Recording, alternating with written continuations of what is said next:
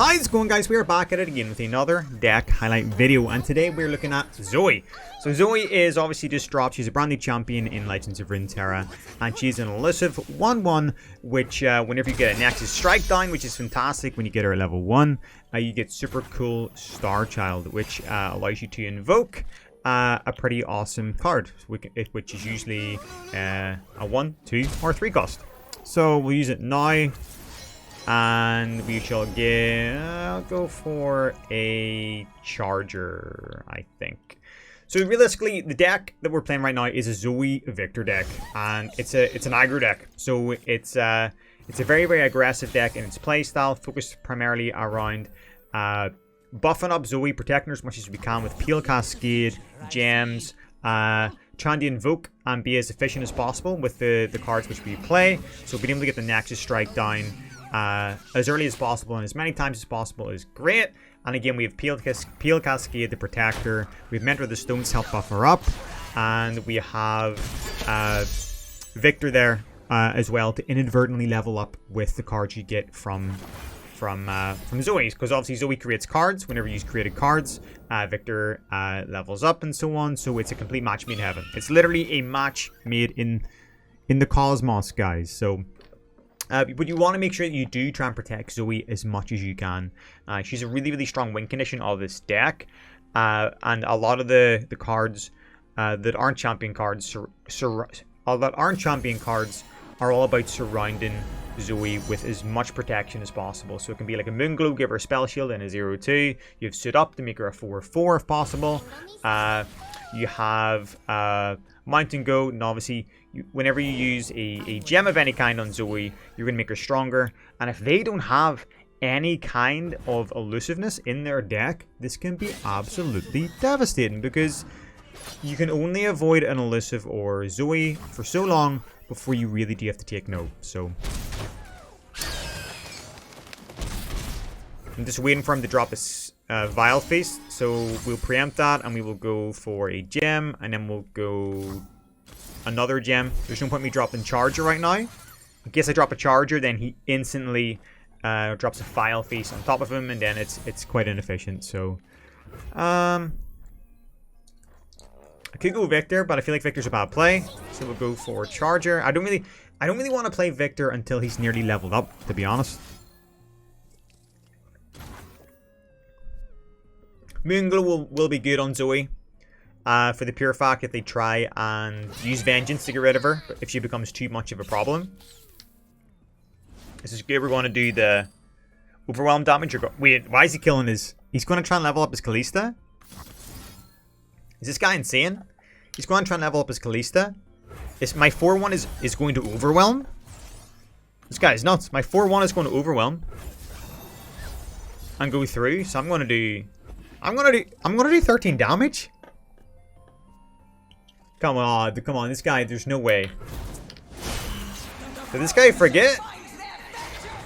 He's like, this is what I keep saying, and this is an emotional attachment to your card. If you're new to the channel or the stream, I talk about emotional attachments to cards. His win condition is Kalista, and all he's thinking about is, next turn, I get the attack, I'm going to attack with my Kalista, I'm going to level her up. If I use my Glimpse of the Beyond, I'm going to get some draw potential, it's going to be great. It's like, no.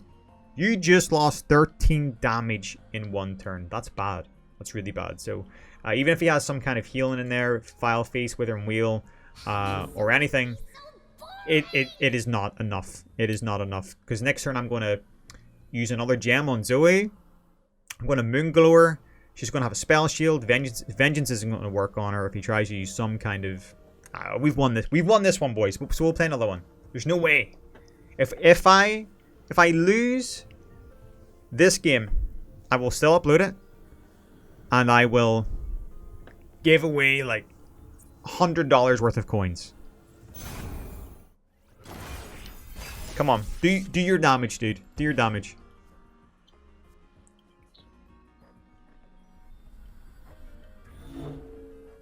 He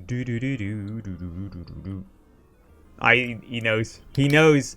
He knows that was a bad move. We win. We win. Alright, we'll play another one. This doesn't count. This doesn't count. This guy just made an absolute big major boo-boo. But you can see, you want to obviously try and mulligan Zoe. Zoe is what you want to pull in your first go every time as much as possible because that's how you get the wheels in motion. So, on to the next one, boys. As always, slap the like button, subscribe if you guys are new here. And if you're enjoying the content, let me know. Alright, so we have Zoe on our first pull and our mulligan. And we also have Mimic. Mimic is really, really, really good. So I want to hopefully showcase how this aggro deck by Zoe. I'm going to showcase how this aggro deck doesn't just have Zoe at the heart of the win condition. You know, we did get excited in there. You know, they didn't have any kind of regeneration. We're playing against a Freljord Piltover deck. And yeah, as long as you're aggressive in your approach and use your augmentation as your means to attack, then you're usually fine. So we'll go for Mentor the Stones and turn our 1-1 into a 3-3. I feel like this is a pretty nice play. Bada bing, bada boom. Bada bing, bada boom.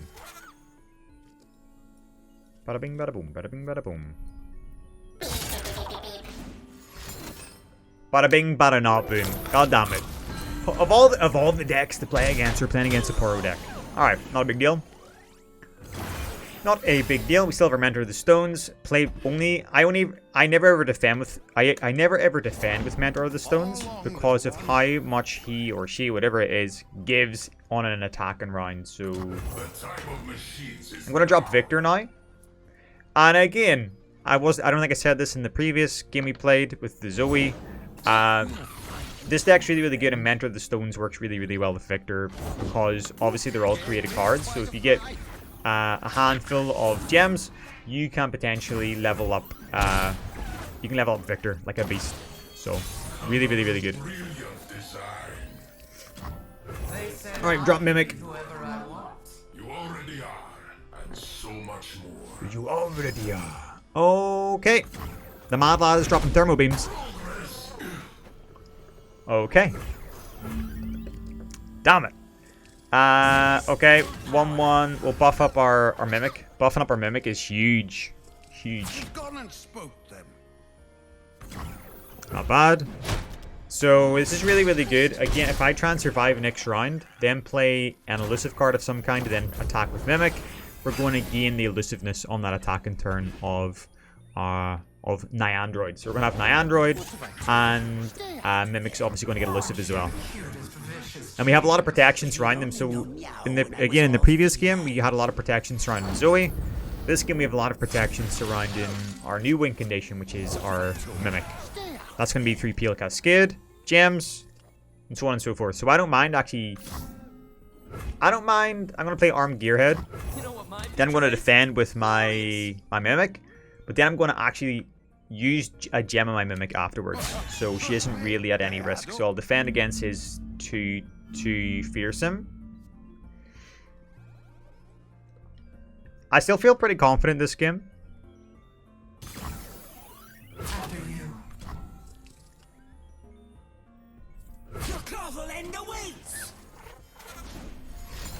Aha! So I knew there was probably a set of biscuits in there, dude. Goodbye, Mr. Elusive Poro. My cat is eating your Poro, dude. Nom, nom, nom, nom, nom. Alright, gem onto our Nyandroid. So he's not... he's still susceptible to a sneaky Mystic Shot. Not bad.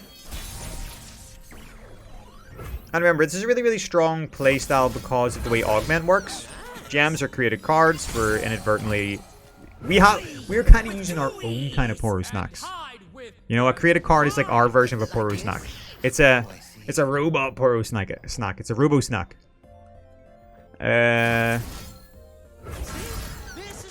This could be good because I still have Peel Cascade if needed. I think we should be fine. This should be a really, really good play. He probably won't defend against my 9-4. Yeah. He's going to try and get rid of my 6-3 100%.